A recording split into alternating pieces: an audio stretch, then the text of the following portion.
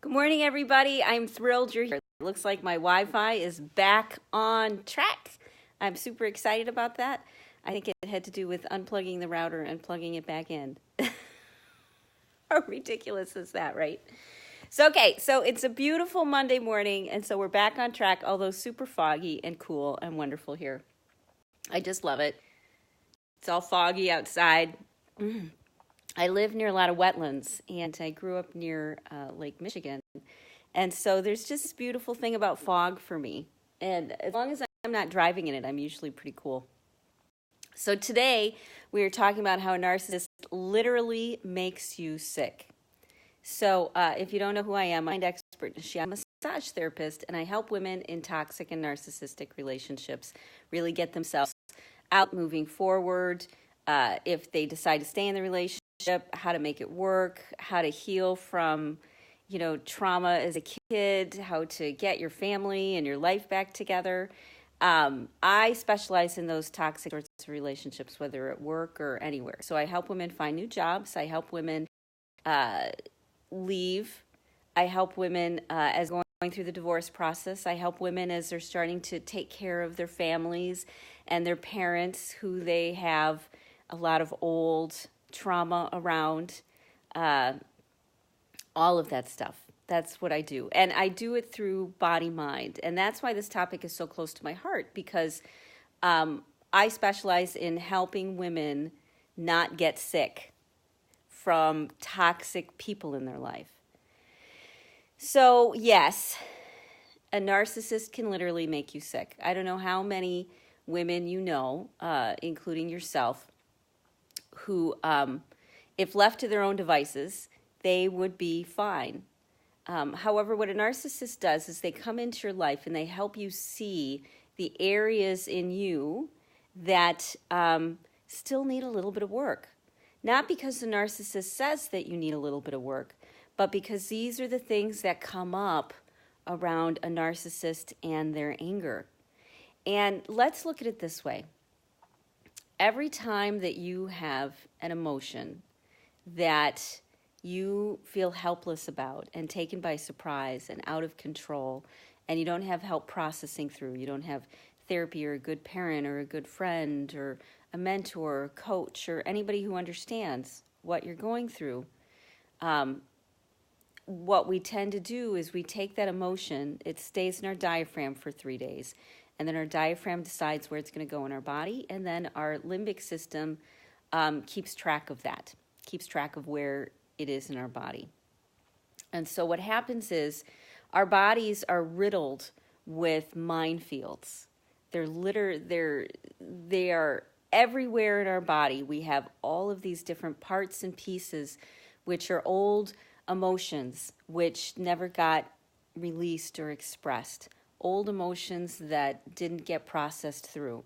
And so when you feel like you're in a narcissist relationship and everything starts to spiral down, it's not necessarily because of the relationship. It's because the narcissist's own toxicity, their own mental health, their own issues, their own struggles are bringing up your own struggles in you. The places where you don't have good boundaries, the places where you don't respect yourself, the places where you don't love yourself, the places where you don't do things that keep you in a healthy, happy place. So my husband is really big into competitive sports, things which are self-competition, like archery, target archery, things like that. And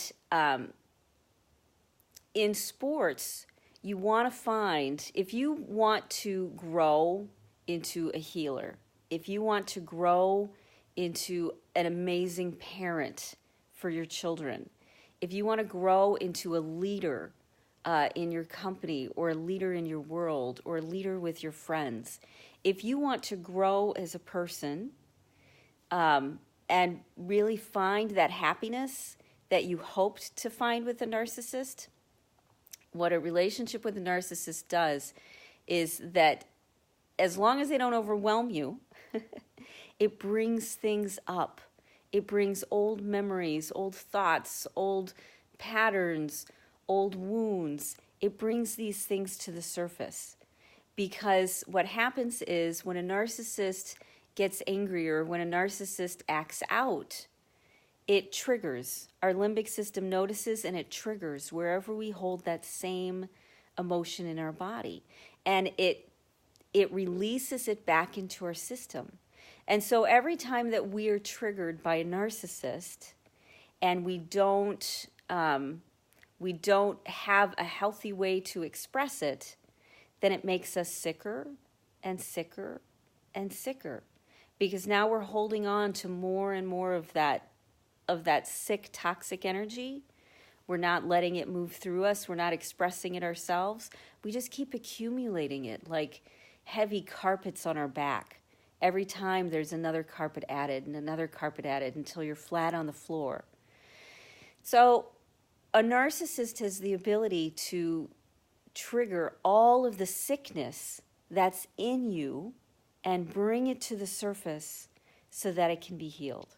Now, you might not want to do it with a narcissist. A narcissist is a pretty tough competitor, and in competition sports, you want to find somebody who is a challenge. You want to find somebody that's tougher than you, somebody who wants to, they have their own motivation, and it's that challenge that allows you to get rid of the things, to heal the things that are making you sick, that have made you sick for decades, maybe since you were a kid. It helps you get rid of these things, which have been hanging out just waiting. It's like it accelerates the process. Many times, a lot of our old illnesses, we're able to keep them under control, but then they turn into something bigger. If we don't have a chance to express them, they turn into cancer, they turn into systemic issues, rheumatoid arthritis, immunodeficiency, getting sick all the time.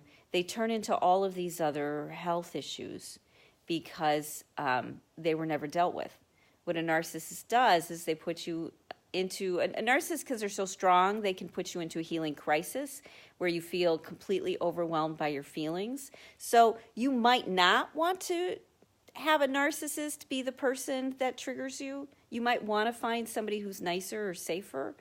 Again, if you get your resources, if you get good friends and you get the support that you need and you get the health you need in your life and you get detoxed from some of these old emotions and you do things that give you love and kindness and joy and fill you up, then this sort of relationship becomes the challenge that a part of you always wanted. Because we look for people who challenge us. We look for people that make us revisit the stuff that's in our past. It keeps us growing. It keeps us evolving. The problem with a narcissist is many times they put us into a healing crisis because what they bring up, their anger, their hurt, their overwhelm, their mental illness, their inflexibility, their chemical imbalance, their adrenal overload, all of those things which come out from getting mad at you and manipulating you, they open those doors and bring up all of that old stuff that until it's cleared out, until it's healed, until it's worked on, will make you sick. So narcissist kicks over, let's say, the first couple dominoes and gets the whole process going. And as long as we sit there and think to ourselves, this narcissist is doing this to me, as long as we're in that position, somebody else, then we leave ourselves in a position of weakness, getting sicker and sicker and sicker, because our body continues to feel hurt unexpectedly and helpless. That feeling of helplessness is what will keep controlling you. Until you start taking back your life, you're going to end up feeling very, very helpless. And sometimes you feel helpless because of the situation that you're in, that it's not from the past. But the more that you love yourself, get your needs met, then the healthier you become. Your body's able to heal itself. Maybe it's in a relationship with a narcissist. They're a pretty tough competitor. Maybe it's in a relationship with someone who's a lot gentler. But either way, I read this lately once, and it was very well stated. A narcissist, you can't communicate well with a narcissist. Instead, a narcissist is handled. You have to manage a narcissist. So if you're in a narcissistic relationship, then if you want to be happy, then you have to learn how to manage the relationship. You have to learn how to navigate it, how to work your way through it, how to work on your own issues. Now, if this isn't the direction you want to go, and I completely understand why, it's a hard road to do it that way, then you get to choose to find somebody who's easier on you. You still get to have the challenges and the feeling of being alive and the love and the anger and the hurt and the fear and joy and the miracles and the magic. You still get all that stuff that you got with a narcissist. You just get it with someone who is so narcissistic. And so you can still get the challenges. So you don't have to stay with a narcissist. But if you are, consider the fact that they are challenging you in a way that forces you in some ways. You're in this relationship and it's forcing you to get healthy. And that is the main benefit, I think, from a narcissistic relationship. Because what they do is they take you to a higher level of beingness where you're happier, more peaceful, your life has more depth and meaning, your relationships are better, you live longer, your health conditions go away.